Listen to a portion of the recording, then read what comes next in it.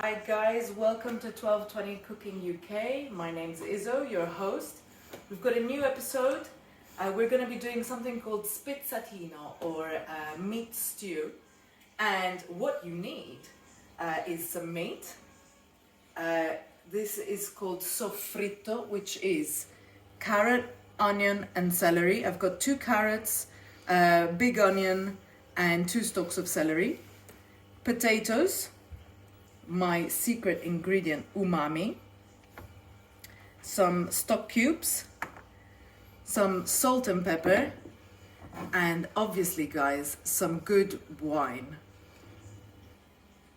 So, the first thing we did was to chop up our vegetables. And the next thing we're going to do is chop up our meat into bite-sized pieces. Today I am not doing this live because it's a long dish, so we would need to be live for like 3 or 4 hours, and nobody wants to see my face for that long. So I'm gonna make it quicker. I've got the newest tripod around. It's called Camera Mom, and I've cultivated this tripod for 32 years, so it's good stuff. But yeah, let's start cutting our meat. So I'm gonna cut down the sides. This is 1 kilo of meat. So it's quite a bit of stuff. So I'm just cutting it like this, preparing it for cubes. I like using this meat, which is called feather, which is a piece of muscle that is behind the shoulder blade of your cow. And it's a great meat for broth, for slow cooking, for all of those things, because it needs time to cook. You can't just cook this like a steak. It would be far too hard. So get yourselves sharp knives, guys. Very important, and it's strangely much safer than not sharp knives. So now I'm going to cut this into cubes, or rectangle things.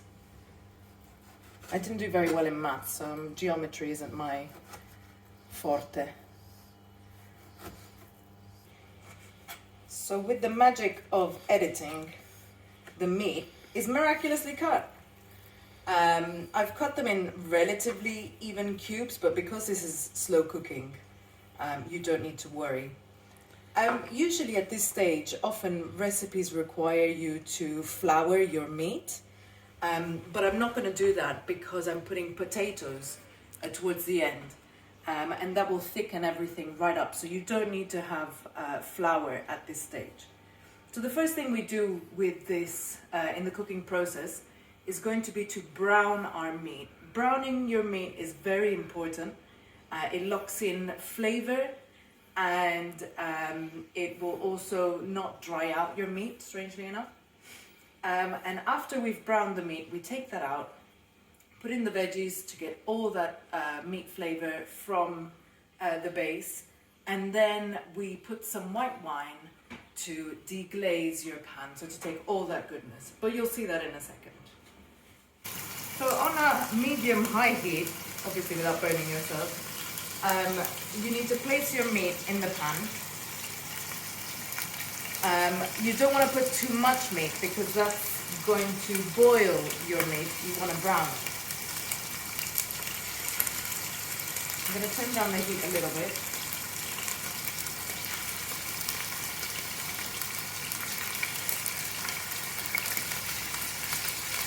I'm going to turn around.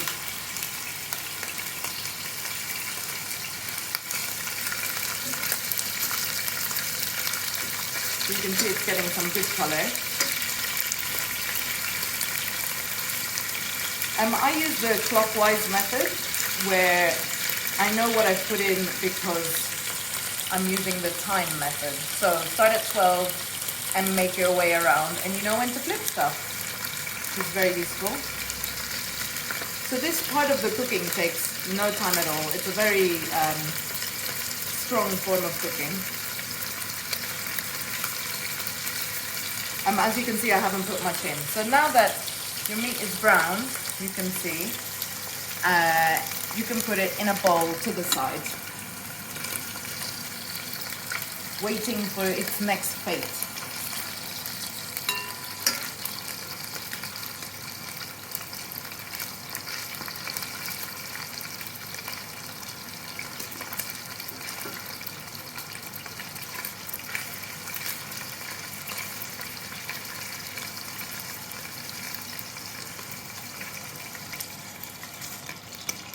Hi, so I have browned my meat. I've now got this lovely pan where all the meat juices are, and I'm gonna add my veggies.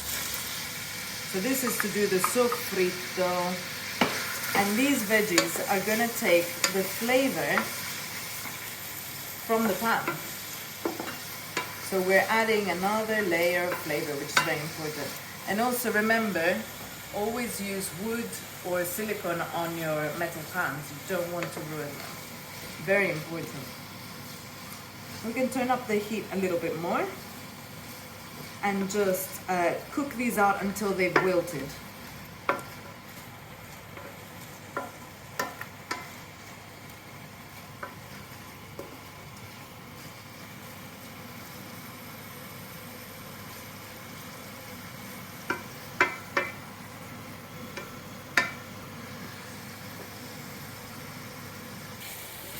So my veggies are still browning. I want them to soften. But in the meantime, what I'm doing is adding my umami, which is, as we know, a savory flavor. I'm putting a nice, almost tablespoonful. And what I like to do is cook it out and mix it with the veggies at this point. So make sure we cook it all together. So at this point, the veggies are browned, the meat is browned, and we've got all this flavor down here. I like to put some white wine. This is some good Italian white wine called Pecorino. And remember, you need to use good stuff. Put good, you take out good. So I'm gonna add almost a glass of wine.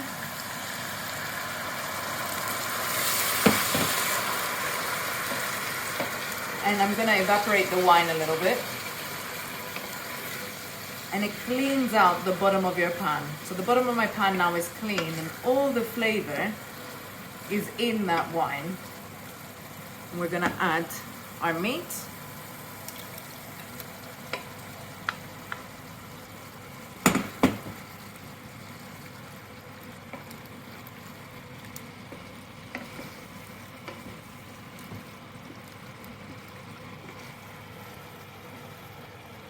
And I'll show you what to do next. So we've got a liter of very warm water here. I'm gonna melt 2 stock cubes and then put it inside my pot. This is a good way to add flavor. You need to add liquid to your stew aside from wine. You can't just have all wine. Even though I know a lot of people prefer that. But we can't have all wine. So we need to add a bit of liquid to help the cooking. Don't worry if you add too much liquid, just take off the lid while cooking and it will evaporate. There's no problem. And if there's not enough liquid, just add more liquid. So there's no losing in this situation. So I've melted my stock cubes as much as I could.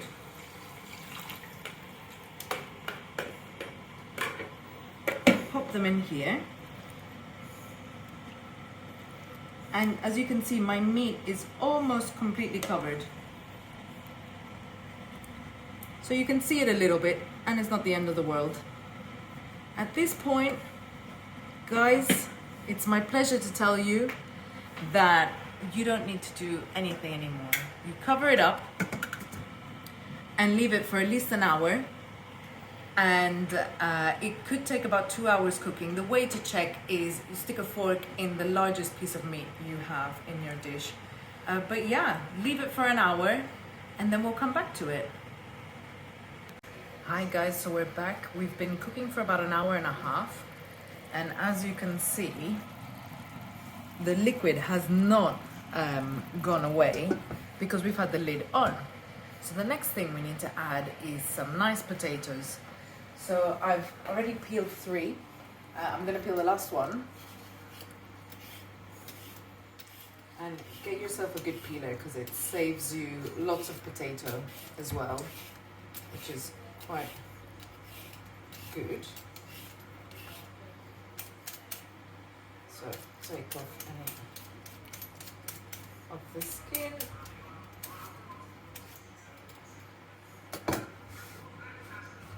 And then we're just gonna chop into cubes.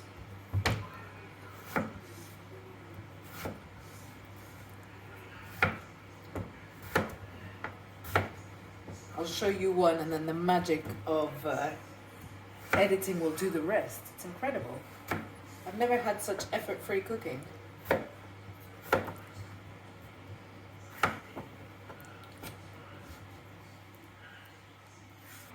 So with the magic of editing, we have chopped potatoes now. So I'm gonna grab these in this nice thing, and I'm gonna add them to my pot. So all the excess liquid is going to be absorbed by these potatoes, and it's also going to serve as a thickener for the stew, because as we said earlier, there is no flour in this stew. So the potatoes, because they're starchy, they're gonna thicken everything up. So we've put them in, we've stirred everything around a little bit, and now, again, for about half an hour, just cover it up. See you in another 30 minutes. So it's been about half an hour, and everything is looking pretty good. The potatoes are cooked, and I'm just gonna remove the lid now and let the rest of the liquid cook off. And my meat is really tender. My potatoes are almost completely cooked. So I just leave it a few more minutes, and then it's time to eat. So we've now had a total cooking time of about 3 hours, and this is what it looks like. I took the lid off for a little bit, but because the potatoes were still a little bit al dente, I covered it up again. But look, it's nice and thick, and the meat is very soft, it just breaks apart, and the potatoes as well. And this is absolutely delicious. Once you've done all the chopping and the prepping, you just leave it, and the longer it cooks, the better. And as I said before, to check if it's done right, just put a fork in it and see if it's done. Yeah, I'm gonna take a picture, post it on Instagram. I hope you enjoyed the video, and the last thing I wanted to say is to cook with love and to share love. Thank you so much for watching this episode, and have a lovely day.